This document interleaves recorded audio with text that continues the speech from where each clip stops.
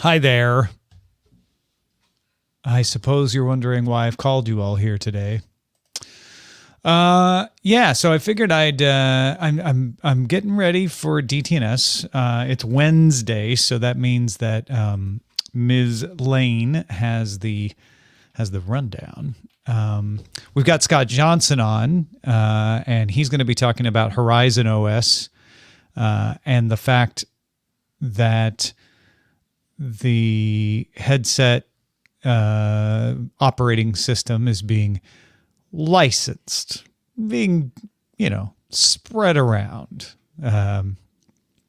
But it's particularly talking about the Xbox co-branded headset and all that kind of stuff. That's looking good. I'm going to be talking about Qualcomm Snapdragon X Plus, which is kind of leading the way or signaling that it's just about time for the M series chip competitor from Qualcomm. We're going to see how well it does. I expect Microsoft to be the first announcement of devices using those Snapdragon X chips, and then I expect that we will see Computex full of these kinds of devices. And then I think it looks like Sarah's prepping something about Apple open sourcing some on-device AI models, which is something they've been continually doing in the run-up to the WWDC, which I think is going to have a lot of on-device AI stuff in the old iOS and macOS updates, all of the updates. But I figured some of you all might be interested in what's going on with TikTok, so thought maybe I could talk about that. Let me know in chat what you want to hear about.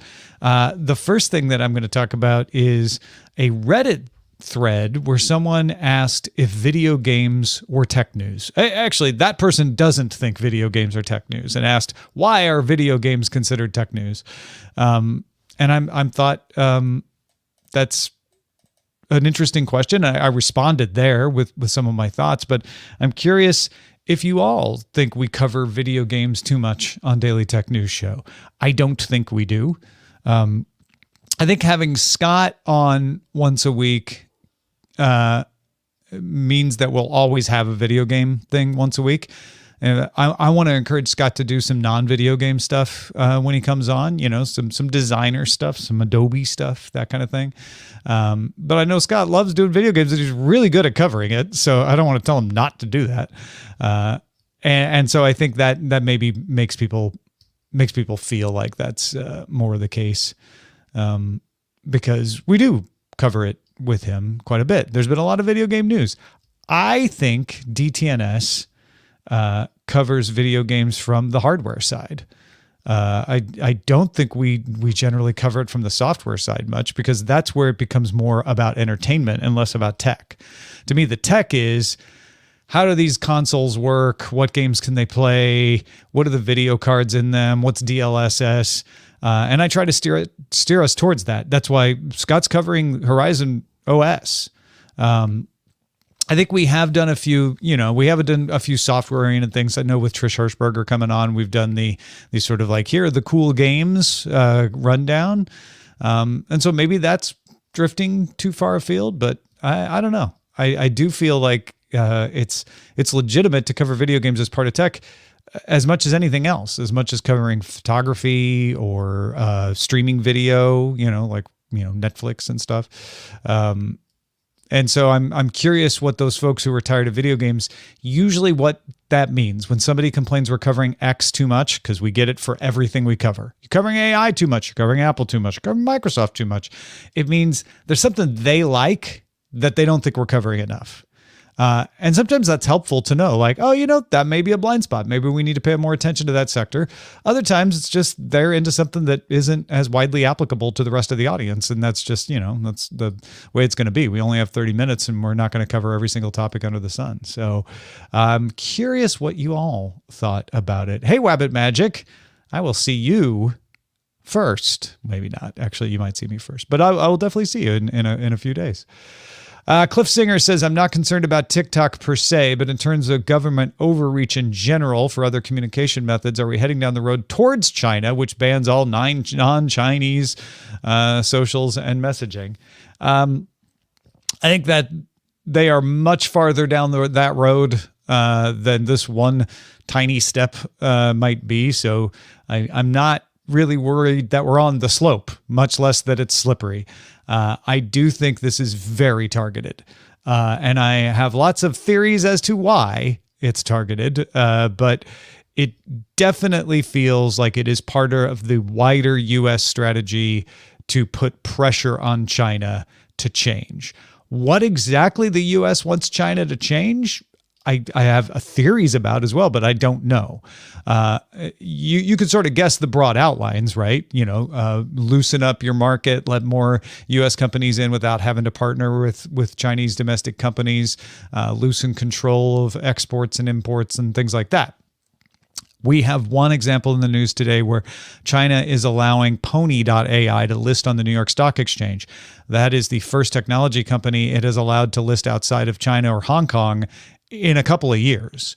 So it's the first thing I can look at and go, little tiny crack. Maybe that's the kind of thing that the U.S. wants to happen. But in the meantime, this TikTok ban is the law, and it is likely to get struck down in court, but it's not guaranteed to get struck down in court. So it could become it could become a law. They've got 9 months from whenever, the clock's ticking now, but there might be an injunction with the court case. They've got 9 months to change their mind. We'll be curious if they could pass another piece of legislation that overturns this legislation. But yeah, I do think it's going to be a really interesting court case for those folks who love law. And I think it's going to be a very close court case, but it's going to have to play on national security grounds. There is no argument that it's a public argument, not a legal argument, that it's filled with Chinese propaganda. And we could argue whether it is or not, but let's just assume it's full of Chinese propaganda. The courts will be like, that fine, that's allowed. The First Amendment protects that. And there are loads of cases, some of them specifically about Chinese communist propaganda, that say, yeah, it doesn't matter if you don't like the speech. You can't just ban it because you don't like it. The government can't do that. Private companies could do that. Government can't do that. Then there's the privacy stuff. If you could find it's a privacy violation and that's why we're banning it, maybe you convince a court. It's not a strong case. There are so many more egregious violations of privacy out there that are allowed to be legal. And all of TikTok US's user data is on Oracle servers under the control of a company that is US owned that is not TikTok, because TikTok's been bending over backwards to try to avoid this kind of ban. So I don't think you're going to be able to make that argument. That I'm 98% sure you can't make the privacy argument, which leaves you with national security. And I think that the national security argument could be very strong. Courts tend to listen to that. They tend to give a lot of latitude to, well, if this is a national security issue, you know what, maybe we'll bend the rules. Maybe we'll leave some gaps. Maybe the First Amendment protection can have an exemption, because there are exemptions to all the amendments. And I think if there's a compelling national security concern that they can show evidence of in court that convinces a judge that it's a credible national security concern, then they might give the latitude to say, okay, well then I guess you can have your ban. That kind of concern has been presented as classified to congressional representatives. Many of those congressional representatives have said it's convincing. Many have not. My guess, and this is entirely a guess, is that what's going on is that you can show that TikTok is full of posts that radicalize U.S. citizens. You can show the posts are there. You can show the citizens have been radicalized, right? I think you could definitely show that, because you can show that about Facebook. You can show that about YouTube. You can show that about X. You can show that about Instagram. There is no reason you couldn't show that about TikTok. If that's all it is, That's why some congressional representatives are like, yeah, I didn't find the security case that compelling, but many are, because many look at that and, like many of you, get scared. Like, oh no, it's radicalizing our youth. We need to stop it. Whether that prevails on a judge or not kind of depends on the judge, I think. But it is not as compelling as we've shown spying. We've shown information leaks. And a lot of judges are going to look for that. A lot of judges are going to go, how's this different from Facebook? And in which case, if they can't show it's different from Facebook, then the judge is going to say, well, you should pass a law saying they can't do X, Y, and Z like you've done with Facebook, not ban it like you have not done with Facebook. However, if they can convince a judge that it is a credible national security threat, or they've got some information that I'm guessing that I'm not guessing correctly at, if I'm like, ooh, that's a smoking gun. Wow, Communist Party was really doing a number in there. And maybe we'll never see that. Maybe it'll have to be classified in the court case. Then I could see, a chance that the judge says, yep, that's pretty convincing. All right, I get it. TikTok's unusual. In this particular case, you can ban it. Yeah, it's, I think there's a lot of misunderstandings around this, because it's not that it's Chinese owned. It's not that it's full of Chinese propaganda that will win the court case. Those don't matter. Foreign speakers are protected by the First Amendment within the boundaries of the United States, well established.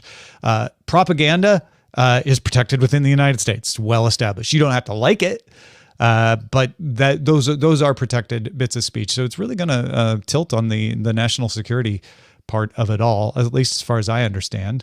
And that's the part we don't know as much about in the public. I'm sure somebody does out there. Maybe one of you do. But you're not telling. And please don't, because I don't want you to lose your job.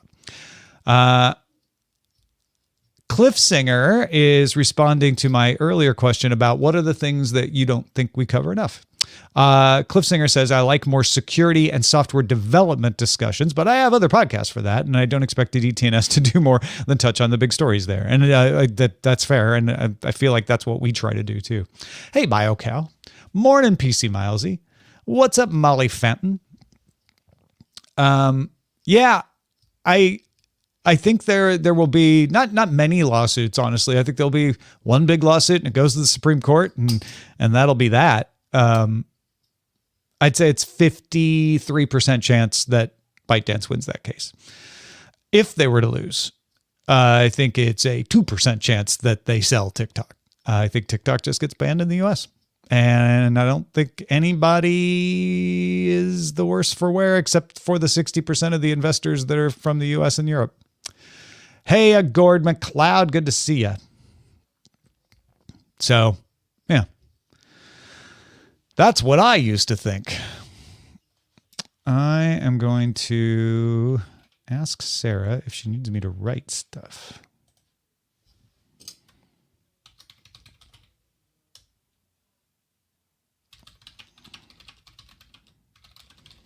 Topic selection.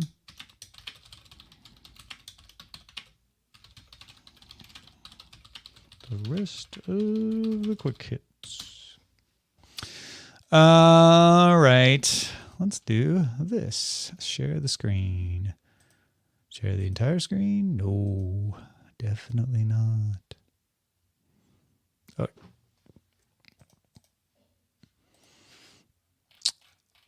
Going from scratch on a couple of these. Well, hold on. Let me see. What's Daily Tech Headlines? There's two stories Sarah has in here. Klarna, Uber, and Tim Cook hints at the Apple III.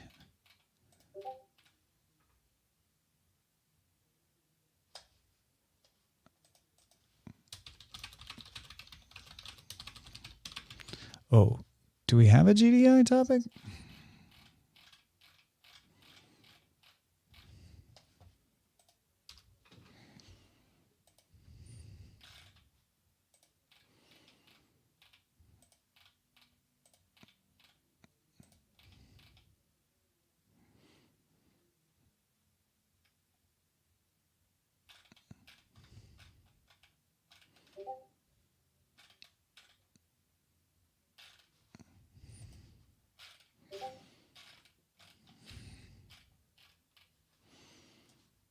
All right. This is me chatting.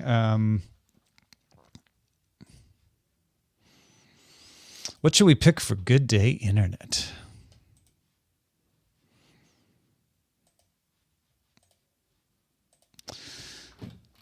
Let's see. We're going to talk about Qualcomm. We're going to talk, I guess we could talk more about TikTok. I feel like people are tired of it, though.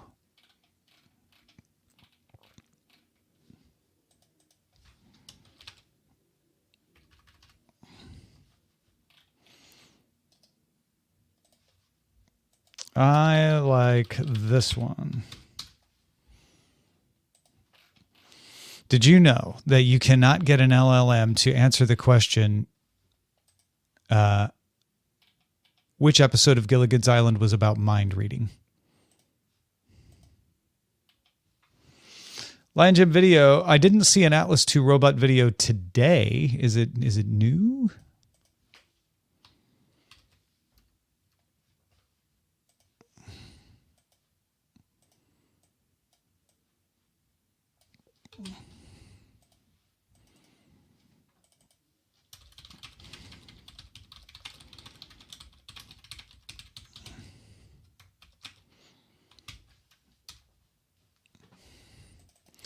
All right, let's see. Let's take it for a spin. I'm going to open Microsoft Word. Copilot. Oh, about this document. Well, I don't want to do that. What about... I don't think I saw that one.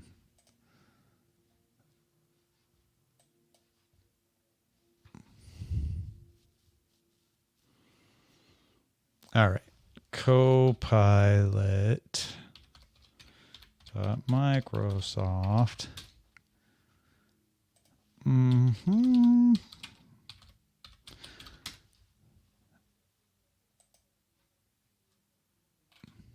Am I logged in? I'm logged in. All right.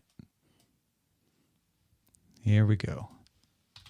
Which episode of Gilligan's Island was about mind reading? The answer is Seer Gilligan. S-E-E-R. Gilligan. Oh. Copilot answered it.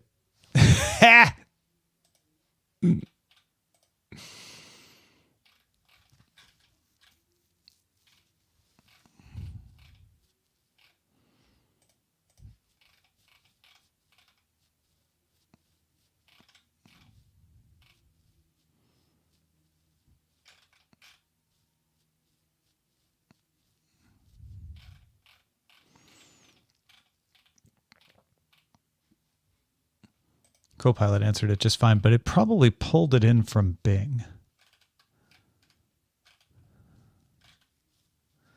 Let's see. What about ChatGPT?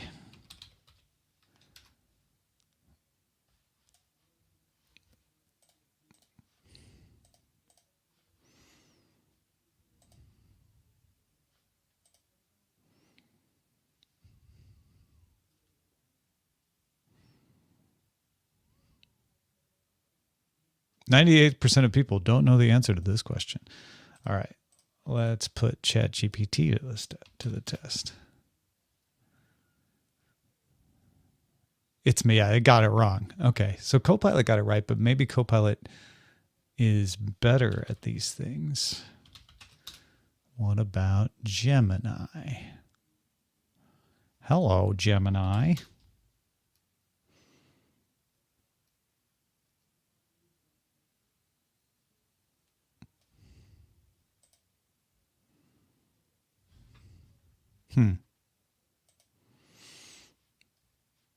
All right. Well then, how about pick a number between 1 and 100? Apparently, let's go with 42. All right. Pick a number between 1 and 100.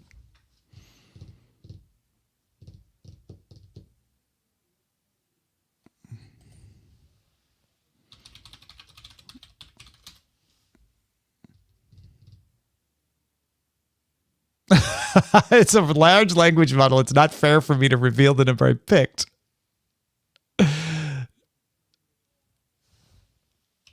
I'm just going to guess 42. That's a very 42, isn't it? Oh, geez. Okay.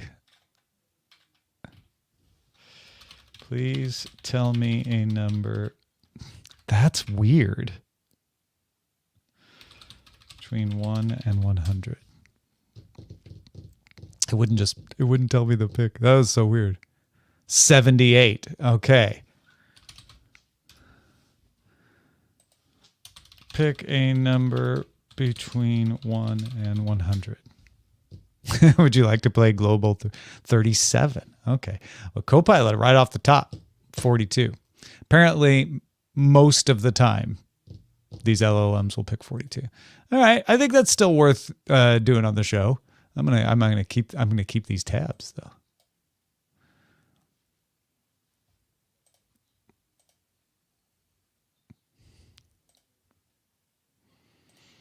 I need to share a different screen if I'm going to do that, though. All right. Where'd they go? Yeah, and the idea, and the nice thing about 42, I think that's a better example, is you will see LLMs pick 42 more often because there are more references to it, largely because of the Hitchhiker's Guide to the Galaxy, but also because Jackie Robinson wore the number 42. So 42...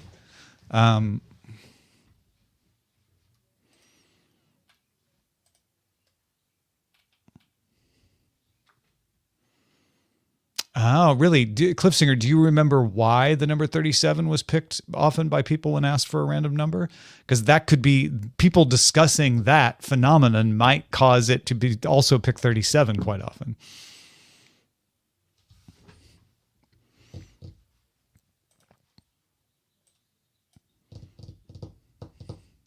All right. Okay. So then...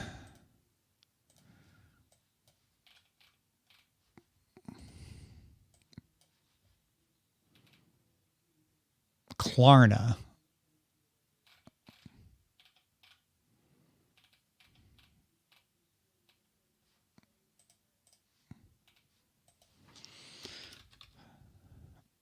Swedish payments company Klarna reached a deal with Uber to provide payment services for Uber in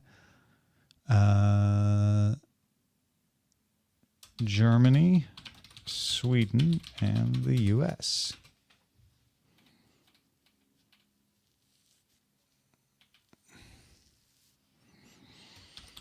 Klarna offers payment installment services, but with Uber, it will use its Pay Now option, which pays for an entire order with a single click.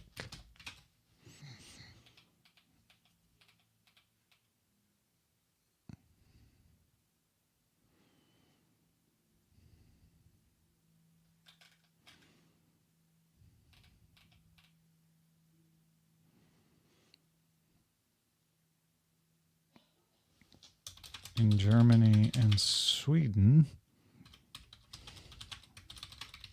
payments can be bundled into payoff amounts.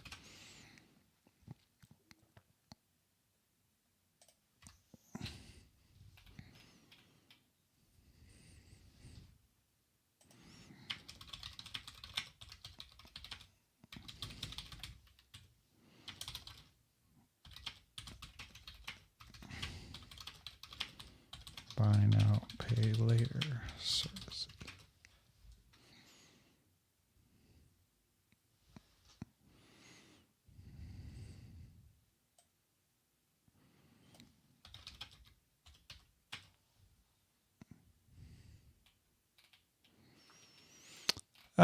Pay now quickly and securely in full, which already accounts for over a third of Klarna. Most significant merchant wins for Klarna.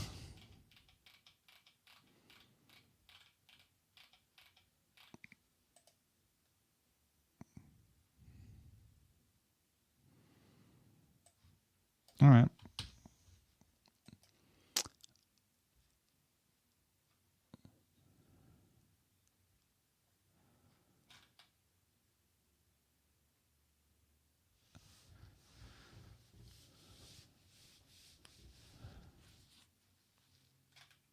Threes and seven. So it's psychological why they choose 37.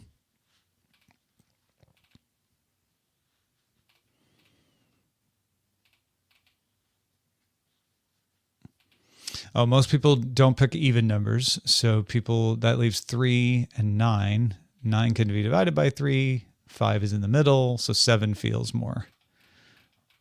Huh. It's quite interesting.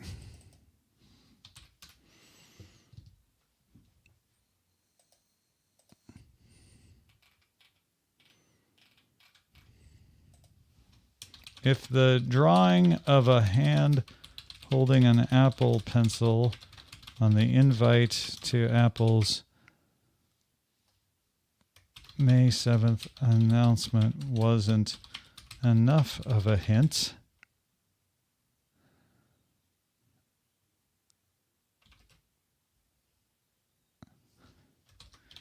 Tim Cook wrote on X, pencil us in for May 7th, and used a pencil emoji.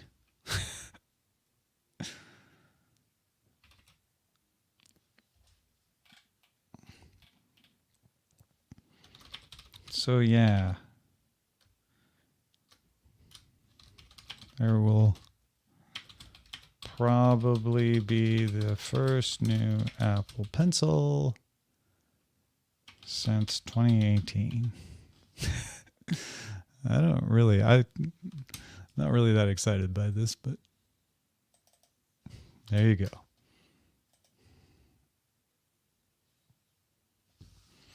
As an LLM, Gemini is above favorite numbers. Apple Pencil number 2. Oh, that's funny. Yeah. But okay, I get that. I get that reference.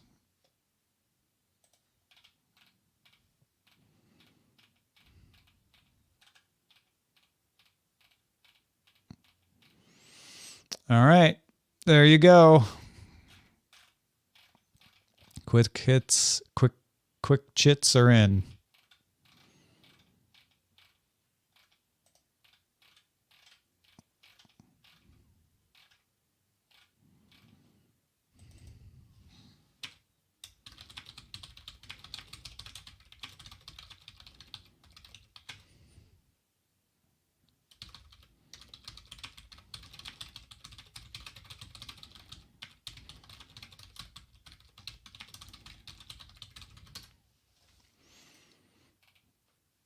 All right. Anything else? That is how the sausage and/or sauce is made.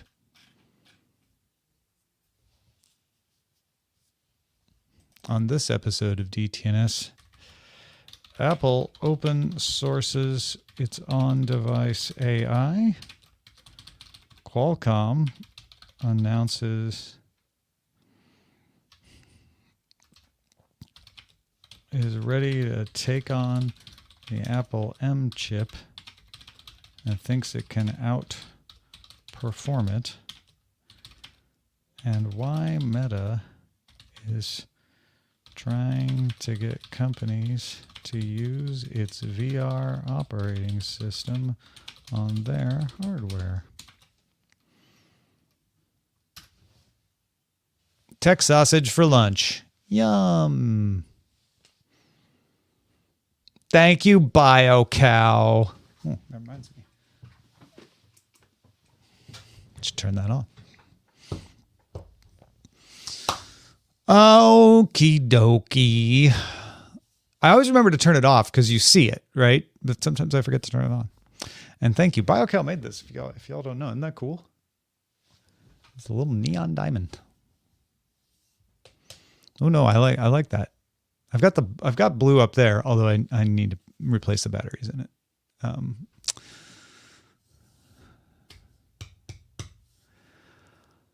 I will replace the batteries. I promise. I will be a better person. Anybody else have questions about TikTok or why we cover gaming or what tech sausage tastes like? It's very flavorful. It does whistle, the old one. Actually, does it have the batteries in it? Oh, there's no batteries in it. I need to put batteries in it. I see. Okay. What was that? Oh, that was the little 3D printed diamond. Whoop. There it is. Hello. Yeah, the stripper pole. Did TikTok have an official China partner? No, Lion Jim Video, but that question doesn't really make sense to me. And I'll explain why, even though I know it makes sense to you, and I get why you would ask it. TikTok does not exist in China. TikTok only exists outside of China. In China, a very similar app using the same algorithm called Douyin exists, and it only exists in China. So as with many things, there's a China version and there's a rest of world version. ByteDance runs TikTok outside of China everywhere except India. India banned the distribution of TikTok. So you can still use TikTok in India, but you are not allowed to get new versions or updates. So pretty much everybody abandoned it. Also, there are multiple TikTok LLCs. So there is a TikTok LLC in the United States that ByteDance owns. It's a subsidiary of ByteDance. But it is an LLC. I think it's a Delaware LLC, like all tech LLCs are. There is also an LLC in London, I believe. And I'm trying to remember, I think there's one in a couple of other places to cover the rest of the world. So these are very normal ways of setting up business. There's nothing sketchy about creating LLCs for various markets because it helps you handle tax issues and labor law issues and things like that in a more contained fashion. So ByteDance doesn't need a Chinese partner to run TikTok in China, partly because it doesn't run TikTok in China, and also because Douyin exists in China because there is a subsidiary of ByteDance that is a Chinese company that runs Douyin. ByteDance itself is incorporated in the Cayman Islands, and TikTok, the overarching company that operates the subsidiaries, is incorporated in the Cayman Islands. And again, that might sound like sketchy, but a lot of companies incorporated the Cayman Islands because of favorable tax laws and stuff. That in alone does not make it sketchy. It's pretty typical. So what ByteDance has tried to do more than Tencent or Huawei or Xiaomi or Lenovo is create a corporate structure that walls off its Chinese operations. The CEO is in Beijing, and there are the majority of employees in Beijing. But the legal structure of the company, unlike most Chinese companies, puts it largely outside of China. That's why the TikTok CEO is in Singapore. That is a Cayman Islands company with its headquarters in Singapore, which oversees the TikTok subsidiaries. That person reports to the CEO who's in Beijing. There's no disconnection there, but they are going to great leaps and bounds to try to separate legally the mainland Chinese operation from the rest of it, which is not something that all other Chinese companies that operate elsewhere in the world necessarily do. I mean, they do it to a certain amount, but ByteDance has tried very hard to do it more, to the point that they actually agreed to separate the management of U.S. user data and the implementation of the TikTok algorithm in the United States to a company they don't own. That company is called USDS, It is operating in Austin, Texas. I want to say Austin, but may not be in Austin proper. It's operating in Texas on Oracle servers. So the servers are managed by a U.S. company. The Committee on Foreign Investment in the United States has a piece of the board of USDS. And so all of the U.S. user data is under a U.S. company that you could subpoena and control and do all kinds of things with because you're a U.S. company under U.S. law, TikTok LLC, U.S. company under U.S. law, and the algorithm is not opened, but is given to USDS to implement. So in other words, they're not giving the algorithm to USDS, but in the sense of they could make it work the way they want, but they are delivering the updates and USDS implements them. Pretty technical stuff, but that causes problems because a lot of times we need to fix this, but we don't know how, and so they have to communicate with Beijing where the algorithm is made, which leads to a lot of. If you've ever been an office worker anywhere, sometimes you take shortcuts to make things faster. And those shortcuts have led to all these stories of they're sharing user information with Beijing, which technically they are. But it's not like that database on the Oracle servers is open to Beijing. I say all of that not to go, and therefore there's nothing wrong. I say it to show that ByteDance has gone to great lengths, more than any other company would, to try to separate itself while still remaining the owner of the company, which is the guy in Beijing. Does China want to use its influence on ByteDance to its own ends? Absolutely. But the amount of influence it can have is less for this company than it would be, say, for Tencent. Tencent, which operates Clash of Kings in the clear as a Chinese company that's majority Chinese owned, could do way more than ByteDance could do. Also, ByteDance is only 20% owned by people from China. 60% of it is owned by people from Europe and the United States, and the other 20% is kind of divvied up amongst other people around the world. So it is interesting. And Nick with C made it for an office hours, and Lucky Chucky's here. Anyway, there you go. That's my spiel. All of that and more is in the Know a Little More episode on ByteDance at knowalittlemore.com. I should probably plug that out there for folks today because there's going to be a lot of interest in what's actually true about ByteDance, given the fact that they're just about to launch a big old court case. At least I assume that. They will. Taylor Swift's Tortured Poets becomes first album to get 1 billion streams on Spotify in a single week. Look at that. Breaking news. Taylor Swift is popular. I would have never guessed. Congrats, Swifties. Your lady did it. And I'm a fan. Not a Swiftie. I wouldn't try to put myself in that class because I don't know all the things that they know. But I enjoy her music quite a bit. Kid Cudi cancels world tour. Oh, foot injury sustained during his Coachella set. Oh no, that's sad. Okay, Stripe. Spotify struggling to get Apple to approve its iOS updates in the EU. Okay, that could be a little fight. Priority list, Moldova, Volkswagen.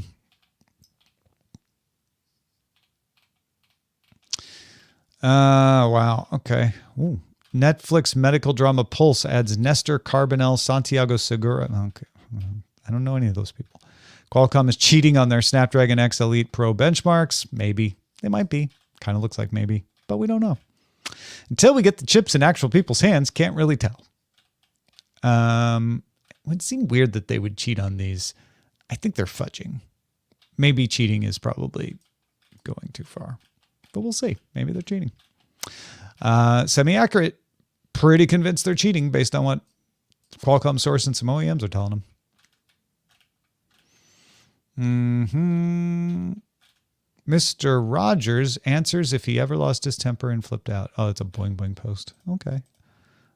Boing Boing has some weird finds where they're not news. They're just like, oh, we just discovered this. And they're interesting sometimes.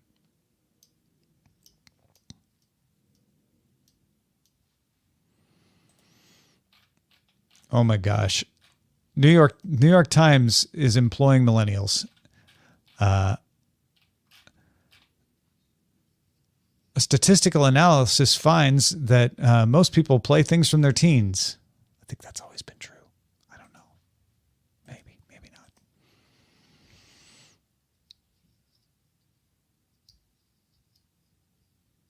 If you cover gaming too much, maybe you need a new gaming podcast, maybe with a sassy robot character.